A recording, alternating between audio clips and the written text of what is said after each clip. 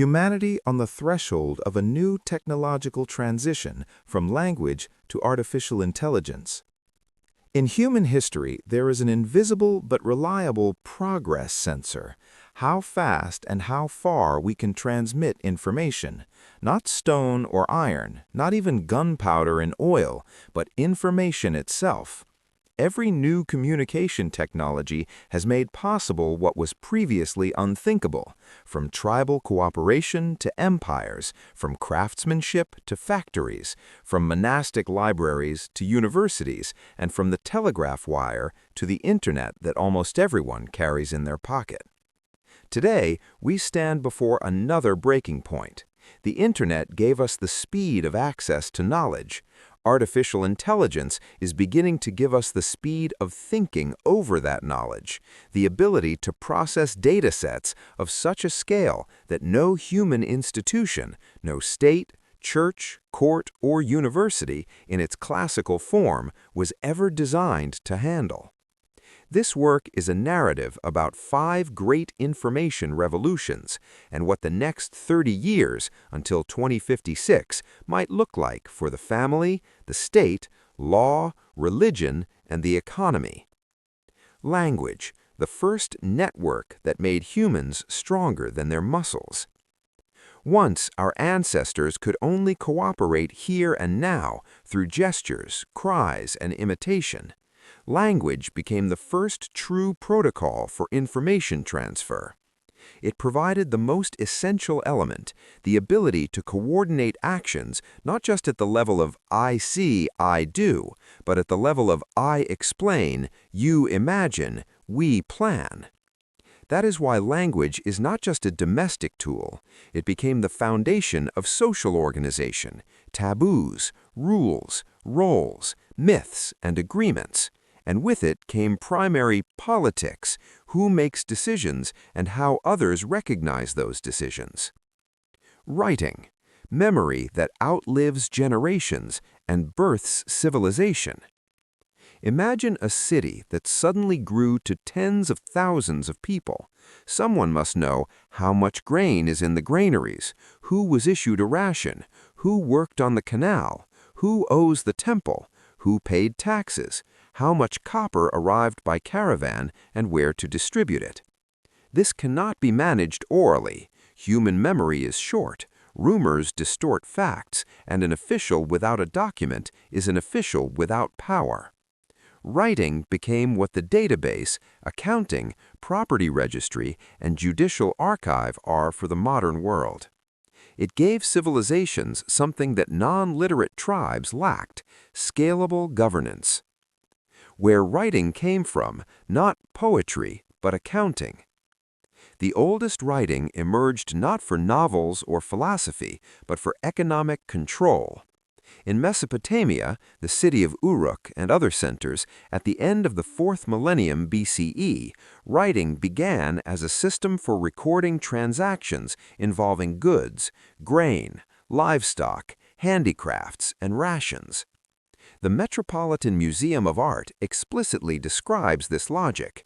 Early cuneiform tablets are primarily about economics and administration. Only later did writing become a universal tool for politics, religion, science, and literature. Researchers of early cuneiform link the appearance of proto-cuneiform in the second half of the 4th millennium BCE to the needs of urbanization and resource flow control.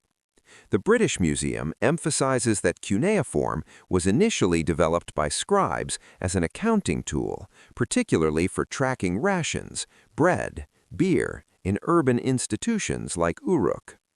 This tokens to accounting to writing model aligns well with Denise Schmont-Besserat's classic theory on the origin of writing from ancient counting systems. Key thought: writing is a technology of power over resources. Whoever controls the records controls the city. How writing creates a state: 5 mechanisms a tribe cannot scale without text. Taxation and redistribution, grain to official to army. The appearance of writing coincided with great granaries, temple and palace systems. A tablet or registry allows for fixing obligations, reporting actual receipts, planning rations, and punishing defaulters based on documents rather than rumors. This births bureaucracy. Law as a tool for uniform rules. In a tribe, law lives as custom remembered by elders. In a state, law requires predictability, the same rules for different cities and professions. Texts allow norms to be fixed and reproduced without word-of-mouth distortion, for example, the Code of Hammurabi. Property, debt, and contracts. Trade and credit require trust. Writing becomes a trust substitute. Instead of "I remember you owe me," there is "here is the record." This expands the economy across greater distances and more partners. The state as memory, the archive as a weapon. A tribe remembers for a generation or two. A state with writing remembers for centuries who promised what, where the border lies, who served, and who owns the land. The archive is long-term power. Army and logistics. A raid can be organized orally, but a campaign, with supplies, routes, and accounting of trophies, is much easier to conduct with records. Writing makes violence organized and repeatable. The printing press, when knowledge ceases to be a privilege. If writing made the state possible, the printing press made mass knowledge society possible. Before the press, a book was a luxury, hand-copied, prone to errors, and restricted to narrow elites, clergy, universities, and courts. Printing changed the very physics of information. Getty images. Why printing is a technology of history's acceleration. The Britannica estimates that by 1500, less than 50 years after the start of printing, there were already 9 million printed books in Europe. This meant quantity soared, knowledge was no longer a rarity. Price plummeted, readers were no longer just monks and aristocrats. Prices fell by over 95% by the early 16th century. Text stability increased. This enabled shared science and education, where everyone read the same version. Science becomes a system, standardization of truth. For science to work, it needs reproducibility and exchange. Printing gave it both. Elizabeth Eisenstein's classic work describes printing as a radical factor in the cultural and scientific transformations of early modern Europe through text fixation. The snowball effect. Printing, to more literacy and specialists, to more technology and wealth, to stronger institutions, to even more education and printing. In 1820, only 10% of the world was literate. Today, we have near universal mass reading. Telegraph and radio. The world becomes one space. If the printing press made knowledge mass, the telegraph made it instant. 1844, Samuel Morse sends the first message, "What hath God wrought?" 1860s, first successful transatlantic cables are completed. 1901, Marconi achieves the first transatlantic wireless transmission. Consequence, the economy becomes global, politics faster, and wars more coordinated. The state can manage territory in near real time. Computer and Internet, information as an environment. The next break is digital. In 1969, the first ARPANET message was sent. Information ceased to be just a message, but an environment.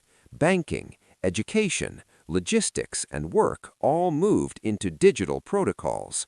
By 2025, the ITU estimates 74% of the world's population, approximately 6 billion people, is online. Humanity has gained a nervous system spanning the planet. Artificial intelligence, when knowledge begins to work itself. Artificial intelligence turns knowledge into action. It is not just text to be read, but a model that helps do, design, forecast, diagnose, and optimize. The AI snowball, printing press 2.0. Just as the printing press replicated text, AI replicates competence, the ability to write code, analyze a contract, or prepare a report. However, unlike the press, this snowball hits physical limits. Internet and latency. AI works via the cloud. Coverage and low latency, 5G or 6G, determine if AI can be used for live applications like telesurgery or drone navigation. Energy, the intelligence tax. The IEA predicts data center electricity consumption could double to approximately 945 terawatt-hours by 2030, largely due to AI. Semiconductors. AI grows with chip capabilities, transistor density, and memory bandwidth. Economic impact in data. Productivity. NBER research showed that generative assistants increased customer support productivity by 14% on average, with the largest gains among novices. GDP potential. Goldman Sachs suggests a 10% increase in global GDP over 10 years. Exposure. The IMF emphasizes that 40% of global employment is exposed to AI. Conclusion. The printing press made knowledge cheap and mass, giving literate countries a long-term advantage. AI is making competence cheap and mass, but the countries and companies that possess the energy plus chips plus networks plus institutions will gain an advantage even faster than in the age of print. Below are 4 scenarios for the next 30 years, 2026 to 2056, built around hard constraints and accelerators: AI, quantum computing, data centers, energy, semiconductors, and networks. These are not prophecies, but maps of possible trajectories, what must happen for the world to take one path or another, and how this will change the family, the state, education, medicine, science, space, and security. Common foundation. What is already pushing humanity into a new era? AI scales systematically. Model quality generally grows with the scale of data, model size, and compute, the power law, scaling laws. Energy as the new price of intelligence. The IEA predicts that data center electricity consumption could double to nearly 945 terawatt-hours by 2030. Chips as the new oil. AI demand is pulling the entire semiconductor market. Reuters cites an SIA estimate that global chip sales could reach $1 trillion in 2026 with a strong AI driver. Node progress continues. TSMC describes improvements in the 3N line, speed, energy, and density, and planned transitions in 2026. Space ISRU, in situ resource utilization, is real. MOXIE on Mars demonstrated oxygen production from the atmosphere, proving the principle of making resources on site. A planetary network. In 2025, according to the ITU, 74% of the world's population, around 6 billion people, is online.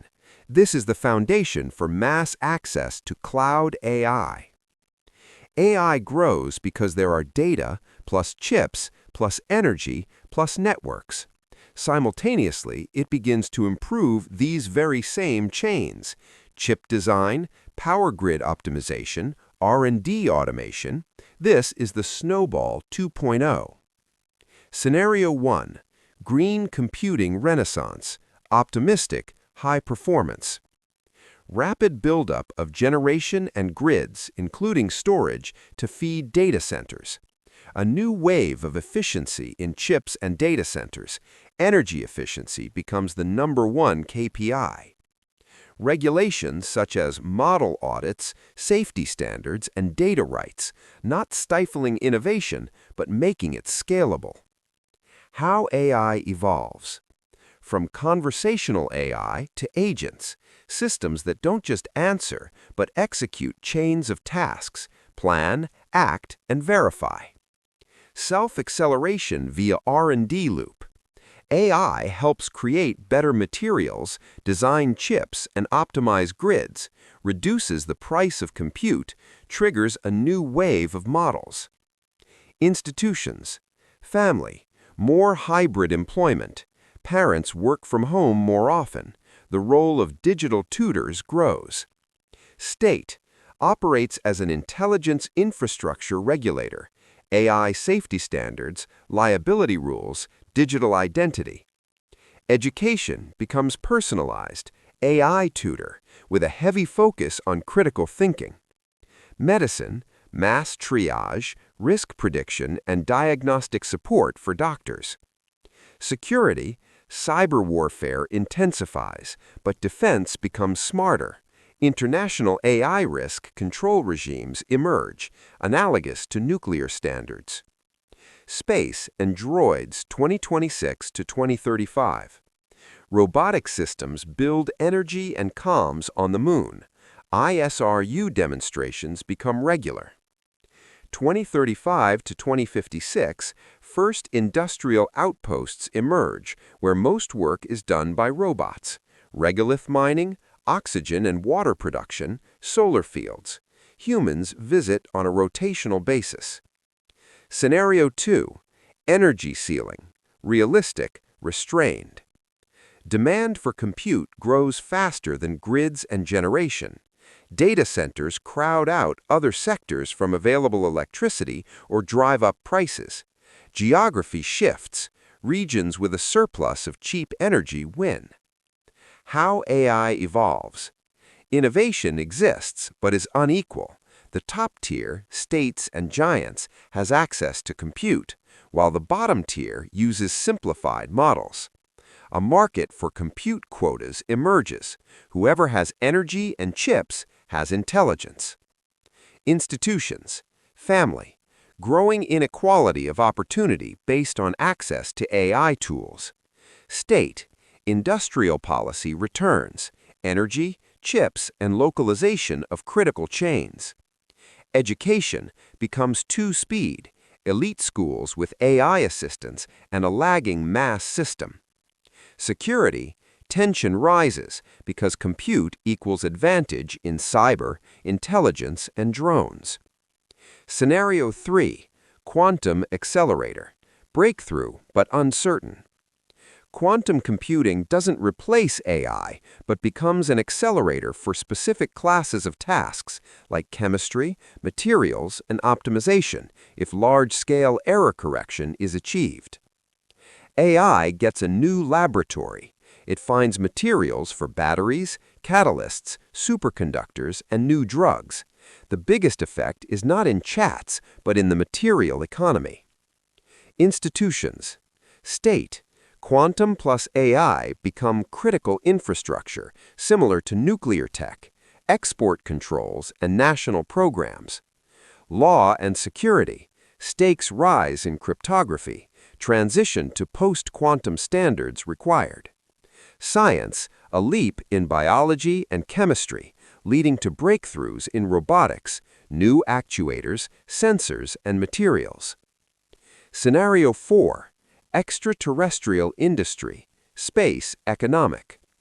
AI and robotics reach a level where autonomous construction is cheaper than human presence.